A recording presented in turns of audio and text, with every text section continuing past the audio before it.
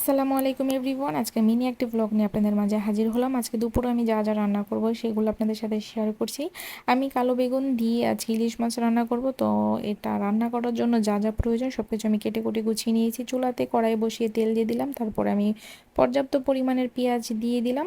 তারপর বাংলাদেশ থেকে খুরচুনটা নিয়ে এসেছি, এটা ছাড়া তো বাঙালিদের চলেই না। তারপর আমি এখানে লবণ দিয়ে একটু আদা রসুন বাটা দিয়ে আমি একটু পেঁয়াজটা একটু কষিয়ে নিলাম। তারপর হলুদের গুঁড়ো মরিচের গুঁড়ো দিয়ে একটু পানি দিয়ে দিলাম। এখন মশলাটা আমি ভালোভাবে কষিয়ে নেব। এদিকে আমি অন্য একটি চুলাতে আমি কিন্তু ডাল বসিয়ে দিচ্ছি। আমি ডাল ধুয়ে এখানে রসুন পেঁয়াজ আদা রসুন বাটা টমেটো লবণ আর সামান্য পরিমাণে একটু হলুদ দিয়ে মাখিয়ে আমি ডালটা বসিয়ে দিলাম। আমার কিন্তু ডাল বসানো হয়ে গিয়েছে, অন্যদিকে কিন্তু আমার মশলাটা কষানো হয়ে গিয়েছে। এখন আমি বেগুন আলু যে কেটে রেখেছিলাম সেগুলো দিয়ে আমি ভালোভাবে একটু কষিয়ে নেব। এ পর্যায়ে দিয়ে দিলাম টমেটো। টমেটো দিয়ে আমি সবগুলো উপকরণ ভালোভাবে মিক্স করে নিলাম।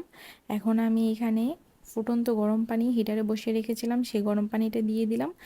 ভালোভাবে নেড়ে চেড়ে যখন বলক চলে আসছে তখন আমি এখানে একটু লবণটা চেক করে লবণ এখানে একটু প্রয়োজন ছিল দিয়ে দিলাম। তারপরে আগে থেকে যে মাছগুলি ভেজে রেখেছিলাম সেই মাছগুলো এখানে দিয়ে দিলাম। অন্যদিকে কিন্তু ডালের বলক চলে আসছে, ডালও অলমোস্ট কমপ্লিট, রান্নাটা কিন্তু আমার হয়ে গিয়েছে। রান্নাটা কেমন হলো প্লিজ কমেন্ট বক্সে জানাবেন। আজকে এই পর্যন্তই, সবাই ভালো থাকবেন সুস্থ থাকবেন। আসসালামু আলাইকুম।